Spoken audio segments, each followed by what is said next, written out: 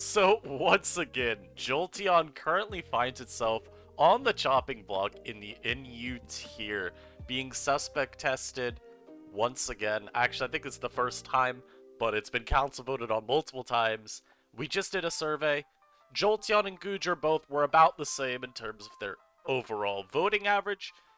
We discussed it in council, and we decided to go ahead with a Jolteon test. If you've been enjoying the content as of late, of course, make sure that you do subscribe if you're not already subscribed. We are really close to 5k subscribers, so if all of you right now that are not subscribed, if you just go down and hit that button, we're gonna hit it tonight. So, hey, let's get it done. So, why Jolteon once again?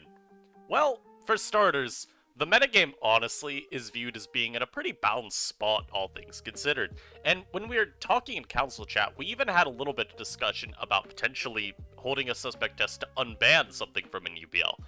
You know, as I'm sure a lot of you have noticed, NUBL's gotten pretty large, and while I think that most everything in there is still pretty overpowered and certainly was justified with a ban when it was banned, there were a couple options that I believed and a couple others believed at least deserved a discussion and maybe are overdue for being looked back at again. Frostmoth and Oricorio Fire being amongst those.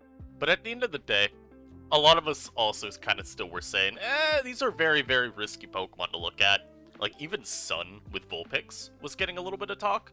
And we felt with SCL currently ongoing, it's probably a little bit better to not look at these mons, especially when there is a tier shift coming up. And if anything, it's probably easier to then look at the tier shift and say, okay, here's some new drops. Now, is there anything else that looks maybe more balanced that's currently in NUBL? So, Jolteon, why is it getting tested again, especially after we had a council vote on it a matter of weeks ago? Well, there's a mixture of reasons, as there always is. One of them being that Jolteon often still plays the exact same way that it did when we originally banned it. You've got a mon whose Volt Switch is damn near impossible to block, especially when you take into account the threat of terrestrialization, being able to murk just about anything that would switch into you.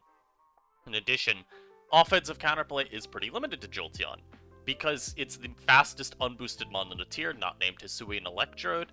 You don't have a lot of Pokemon that can actually contend with Jolteon just 1v1.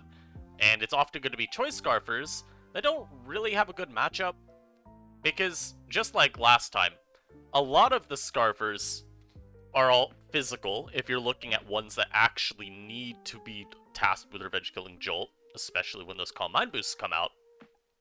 And the very few special Scarfers that maybe could switch around Jolteon, think Rotom-Mow in this case, they very quickly become less reliable as Jolteon accrues Calm Mind boosts. And you just get to a point where, yeah, I mean, you're just not threatening to revenge kill anymore. So, that's like kind of the crux of the Jolteon argument for why you'd ban it. Overall counterplay kind of just limited due to terastallizing and to speed.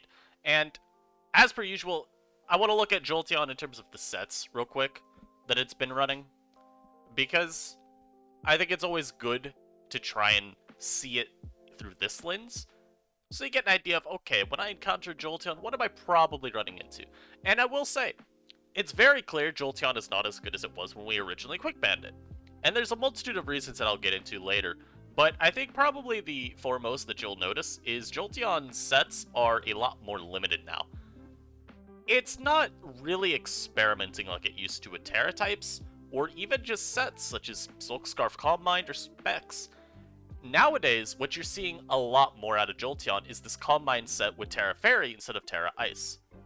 Now, why are we dropping Terra Ice? Isn't it super good for getting past things like Gligar and Goodra and Sandaconda still? Yes, it is. But when you talk about a lot of the common revenge killers, Fairy's often a little bit more useful, because think about what the common physical Choice Scarf users are in the tier. You've got like Paldean Tauros, you've got Toxicroak, you've got Hisuian Sneasel, you've got Heracross, Passimian, Bruxish. Like, well, not all of these necessarily care about Terra Ice. A lot of these get an even easier time revenge killing you if you Terra Ice, right? Now, most of these mods are one-shotting Jolteon anyway, so it's not that important, but Terra Fairy, of course, prevents that. Something like a Heracross can't CC you anymore if you Terra Fairy. Simeon can't CC you anymore. That's kind of true, of course, with the fighters. They just can't go for close combat anymore. A lot of them now have to go for maybe an Unreliant Gunk Shot in the cases of Hisuian, Sneasel, and Toxicroak. Maybe Paldean Tauros now has to go for Flare Blitz, which that's getting recoil damage on it. That's also a lot easier to switch around, I would say.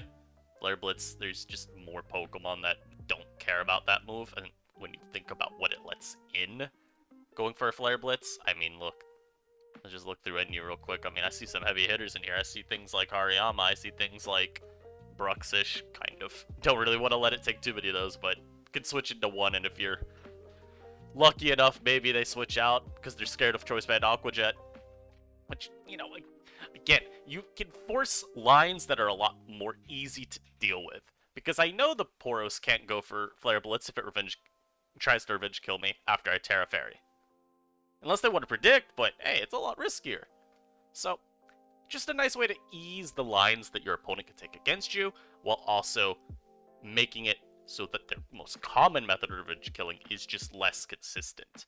And as per usual with Jolteon, I mean, it's never this simple, right? There's always a little bit of extra. So, one little tech that we have seen a little bit more recently is people will drop Volt Switch and they'll go substitute with Leftovers.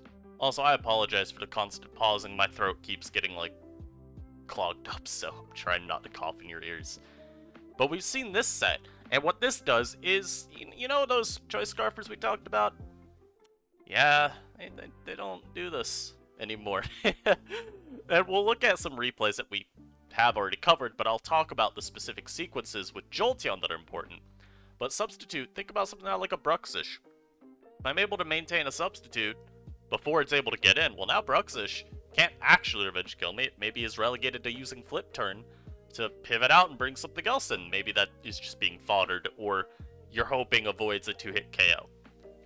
You know, something like Paldean Tauros even. I mean, that mon just has nothing it can do if you get a substitute as it's coming in. It just, at that point, has to sack itself to break the sub and hope you've got another method. Maybe, you know, Sucker Punch Grimmsnarl, and hope that your verse is like a Terra Ice Jolteon, for example. It's not the biggest adaptation, of course, because at the end of the day, okay, you can't pivot anymore. That's a notable hit to Jolteon's usefulness, because a huge reason people think it's maybe a little bit too overbearing is heavy-duty boots, Volt switching around the entire battle, not caring about hazards, always having that threat of popping a lot of the switch-ins as well with your Terra Blast. People feel like that's maybe a little bit too overbearing on the tier, because it just means Jolteon can wall break for itself so effectively, while also, throughout the whole battle, supporting its whole team.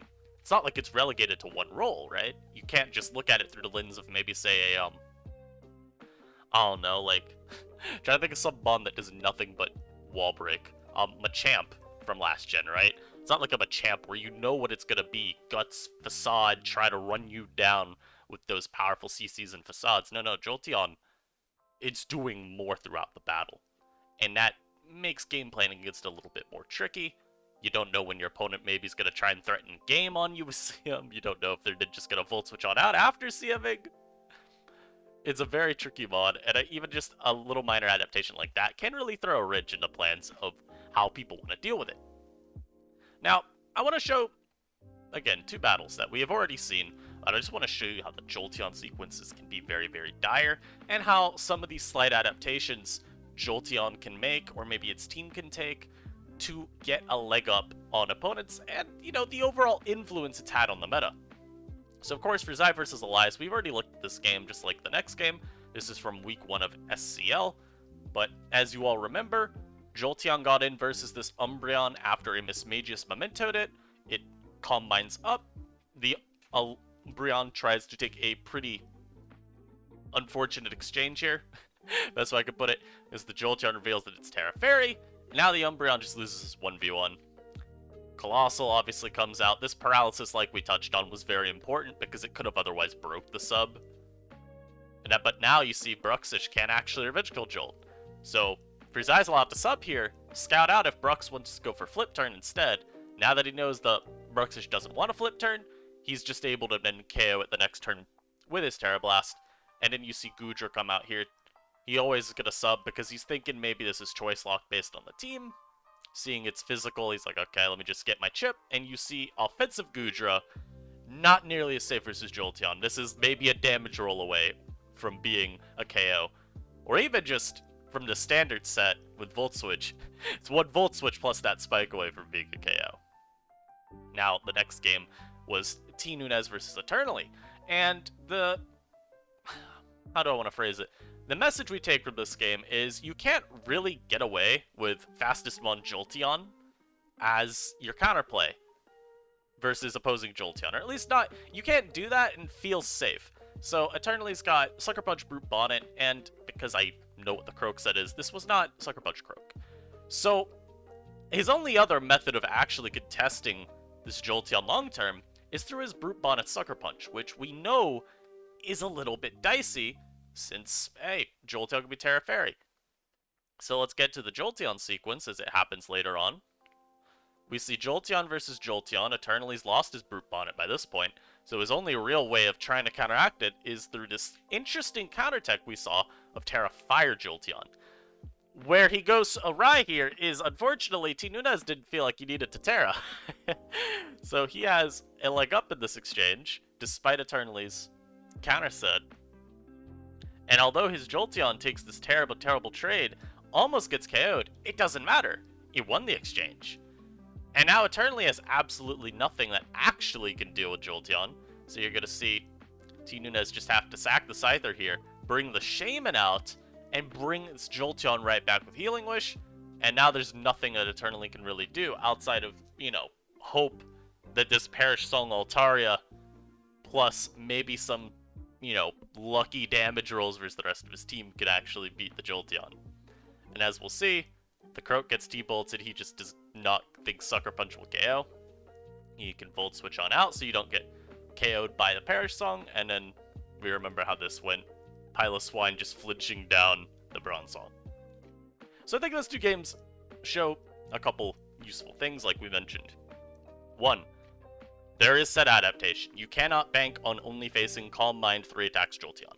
You gotta respect the threat of something like Substitute, especially when Terra Fairy is so much better for you defensively than, say, you know, being Terra Ice, retaining that natural electric typing. You're actually able to get a sub up on certain things. Umbreon not a relevant mod anymore, of course, but hey, maybe I'm able to get a sub up on something else, like, I don't know. What's a Pokemon down here we think that Fairying can get a sub up on? Maybe I can get a substitute on a... Give me a moment. Maybe I can get a sub up on something like Utility Mesprit, for example. I don't know, there's really not a ton of great examples here for that. Because even something like Gligar, even though that mon isn't very strong, its EQ is still good enough to break your substitute. Utility Bombardier is probably like the most relevant example, and even then I don't know if you tank it, but it's okay. You get the idea. And in Game 2, of course, the message is Jolteon forces team building in a certain way.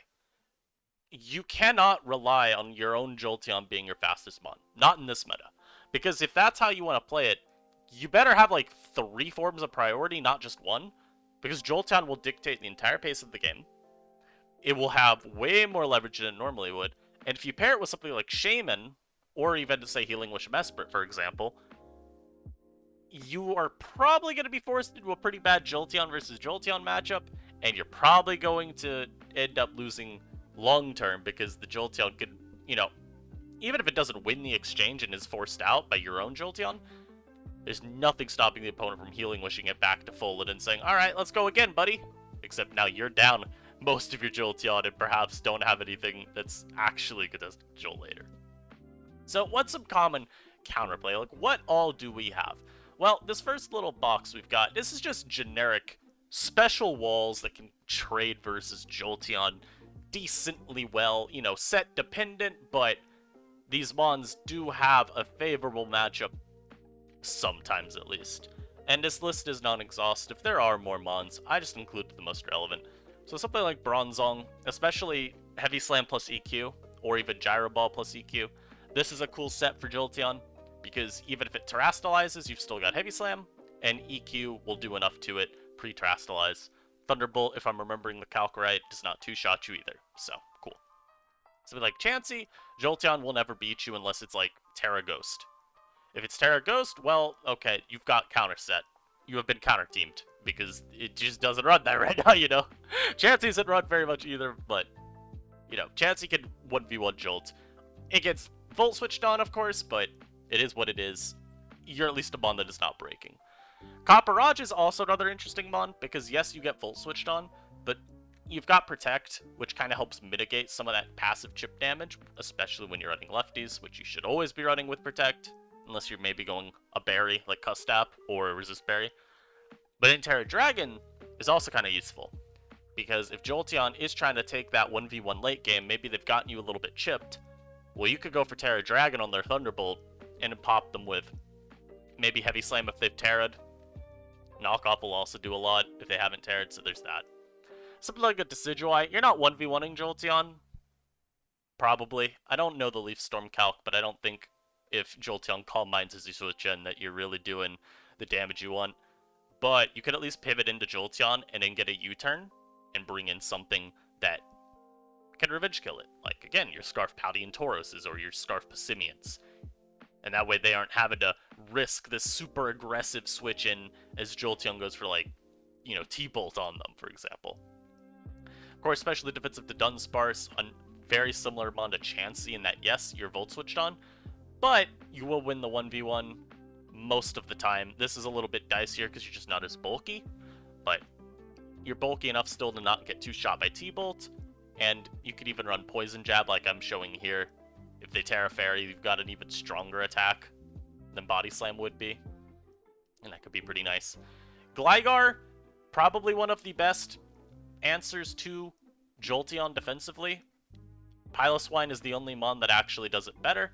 Gligar not only blocks Volt Switch, but the most common Terra Blast right now in Fairy does not OHKO Gligar. And I threw this EV spread together just to show, like, malleableness to Gligar's EVs. If you run this much special defense, then Jolteon will not two-shot you with +1 Terra Blast. Now, this is Stealth Rock dependent, so, I mean, again, there's the whole, okay, just get Rock's Chip. Or, you know, well, it's a Gligar, so it's not actually hard to get Chip.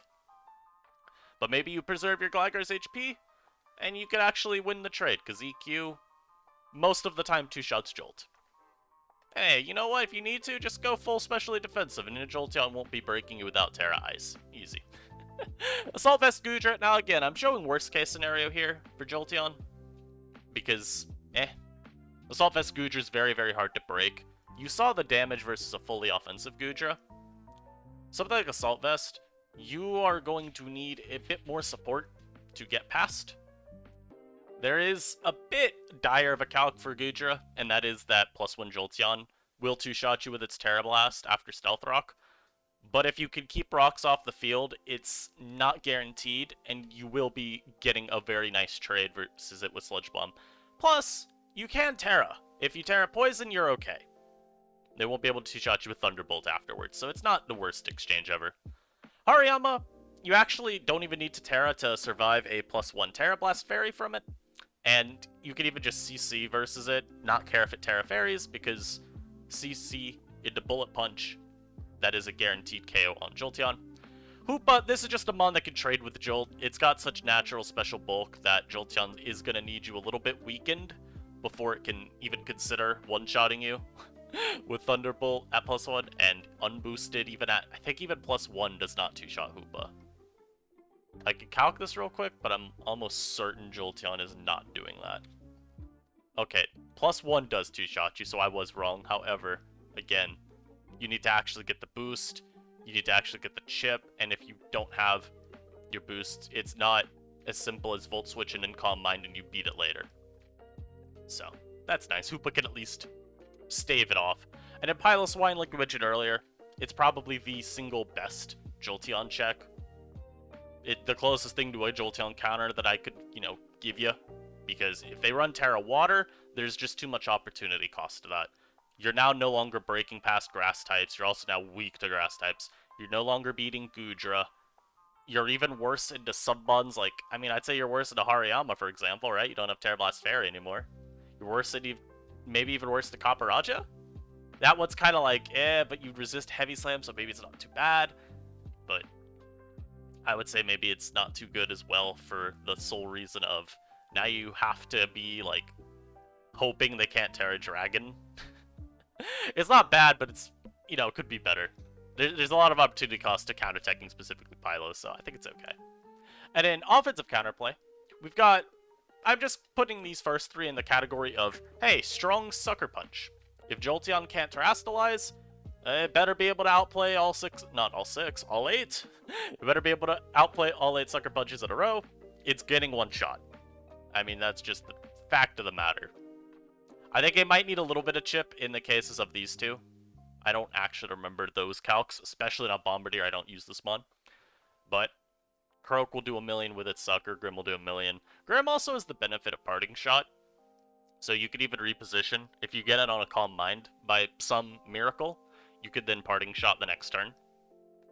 And just bring out, you know, again, maybe you've got a Scarf Paldean Tauros on your team. That would be even more consistent Revenge killing the Jolteon. And then we got some Scarfers. So, like, Scarf Bruxish is the best Jolteon Revenge killer because there's no common Terra type that even bothers it. If you need to, you can Terra Psychic and just smash it with Psychic Fangs, and it's very, very trivial. And then you got some of the fighting types. Heracross and Passimian, a little bit more subject to criticism here because they're CCs, and even Heracross is Megahorn, be resisted by Terra Fairy Jolteon, and EQ just ain't getting done. Passimian could drop EQ, and unlike Gunk Shot, if it wanted to still revenge kill, you know, literally anything that's going for Terra Fairies. But I think with Passimian, you really want EQ, so you could revenge kill Salazzle. So, And then something like, again, Scarf Paldean Tauros, you could have Flare Blitz, it's still gonna get the job done versus it. And then you might be wondering, why is there a Hippopotas here? Hippopotas is just here to represent sand. Any of the sand wall breakers like Lycanroc, Sandslash, Houndstone, they all can revenge kill Jolteon as well. It's just a matter of having the sand up so that, you know, they're fast enough to outrun it, but they all one-shot it with their stab moves, so we schmoove. So, I want y'all to let me know down below. What are your thoughts on this Jolteon suspect? Are you gonna go for Rex? If you are, what do you think you're gonna vote? What is, you know, what kind of counterplay have you found works best versus Jolteon? I'm interested to hear from y'all, but that's it from me. I hope y'all enjoyed this. I will catch you in the next video tomorrow. Peace.